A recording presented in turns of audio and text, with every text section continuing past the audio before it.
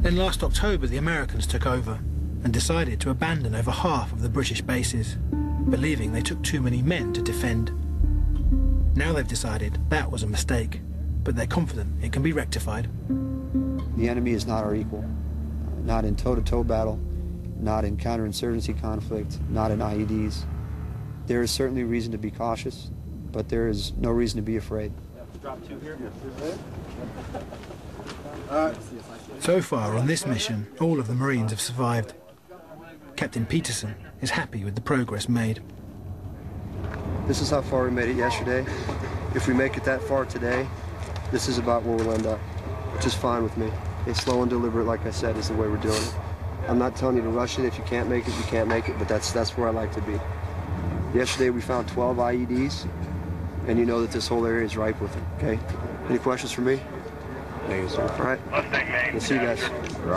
You ready? I am. First start. Hey, let's round it up.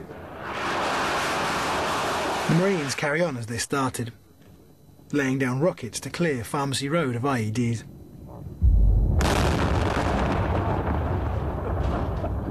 You won't see this in any Hearts and Minds manual.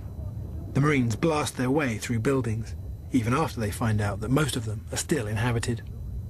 All part of a wider strategy to get the job done, whatever the cost. He just came down and punched the earth. This will continue all the way to their objective, the abandoned British base at the end of Pharmacy Road. We're gonna need probably 1, 2, 3, 4 more wall charges.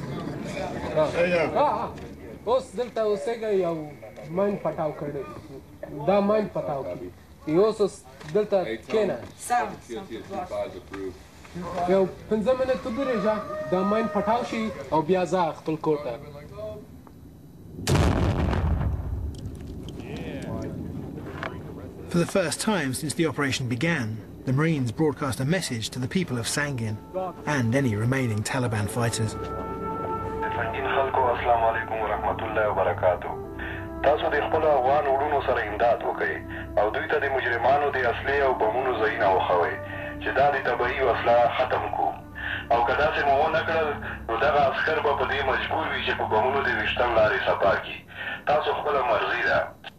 Smoking!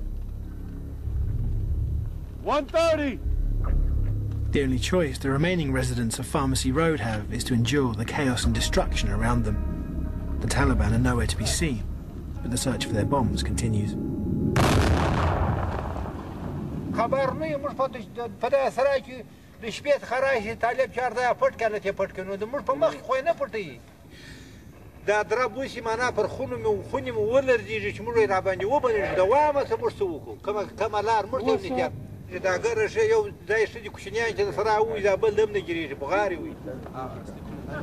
Sergeant Johnson and a few people are left there, sir.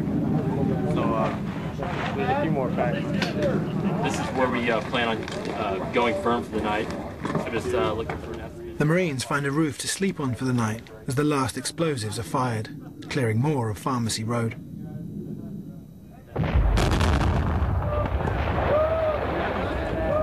Yeah, go ahead and cake that big leg because that's going to f us up right here.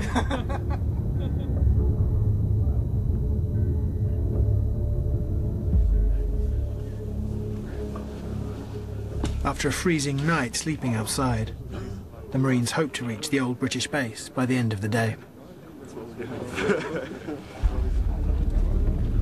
Man, let's go destroy some more people's walls, man. That one right there? Oh, you're talking about those? Yeah, that's it. Make sure they're not laying over each other. Alright. Should I refocus the primers on the side to it? Yeah, you're good. 1, 2, 3.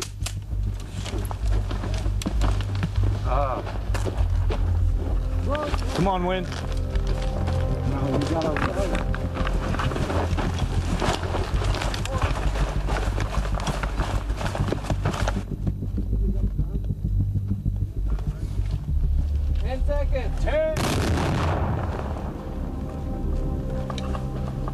We got a building right here. It's definitely a f***ing hole, though. Nice f***ing hole. Proud of myself. All charged like that, Sergeant. It's good stuff.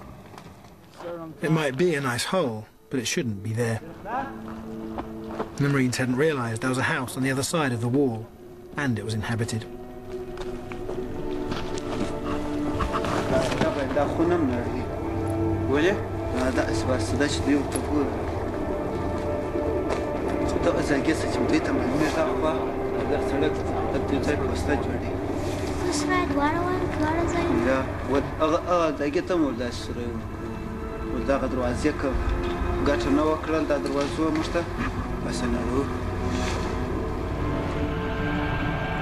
From this house, the Marines can see their vehicles, which have almost reached the old British base.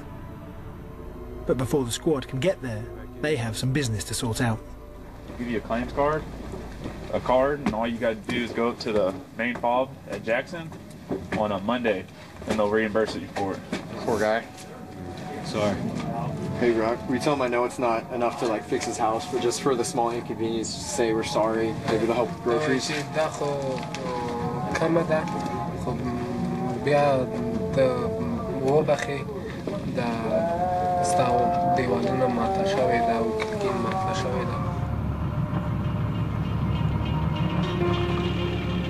As the sun sets, the Marines finally reach the end of Pharmacy Road and their objective. The old base, the British called Fob Wishtan.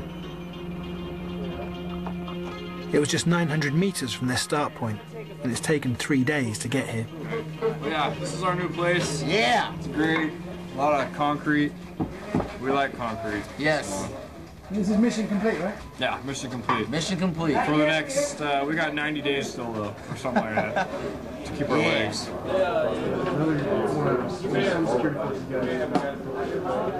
I mean, I'm not too religious, I don't pray or anything, but it's just nice knowing, oh, there's one more day gone, that you're still here.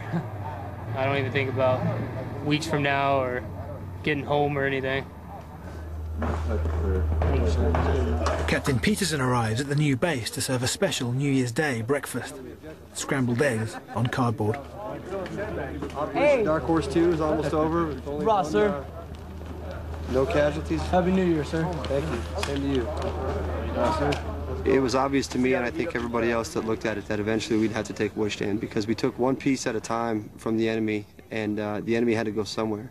And as the noose tightened, this became kind of his last refuge.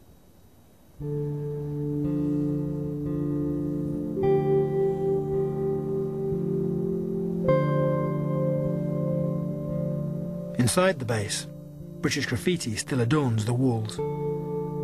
The only trace that our troops were here at all.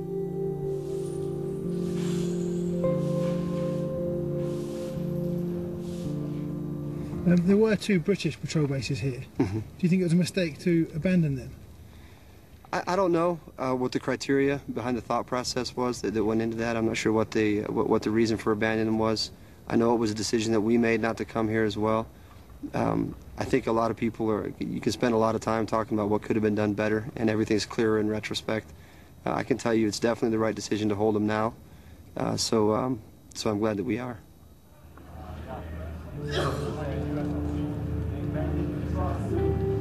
But as much as the British suffered in Sangin, the Marines are having it even worse.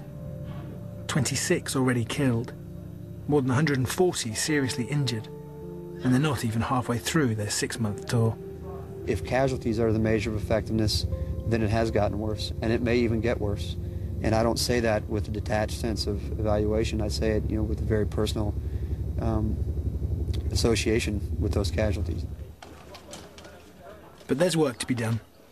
The Marines must fortify their new base.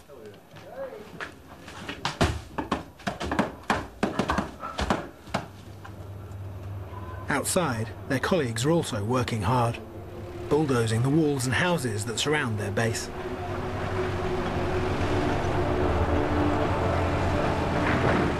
It's going to look a lot different. Do you feel bad seeing that? Not really. The Marines want to deny the Taliban any cover from which to attack the base. The Marines' translator struggles to explain the destruction to local people.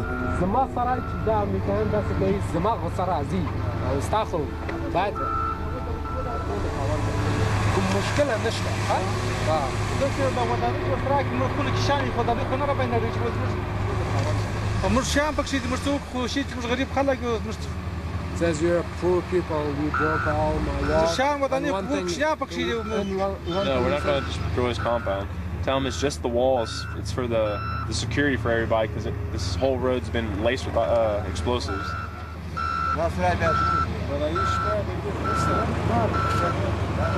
I think people understand, as we understand, that in order to increase the security on that route, in order to eventually prevent the enemy from putting any IEDs there, these types of drastic steps are necessary.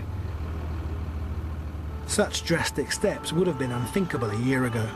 But now, with new leadership and a deadline for withdrawal looming in 2014, the Marines have been given a much freer hand in how they operate. That leaves little room for the feelings of the civilians caught in the middle. Even the local mosque isn't spared.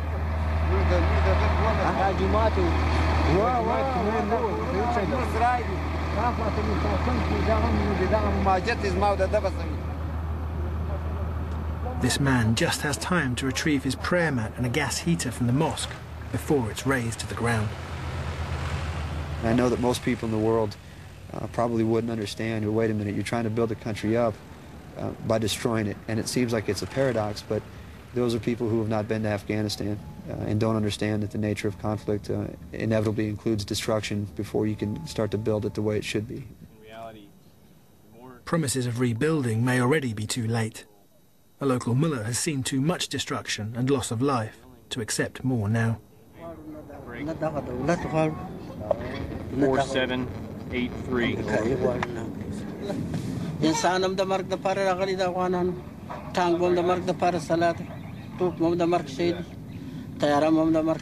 They're going to say a lot of bad things about Marines and A&A. They're going to say that we kill your women and your children. And that's not true.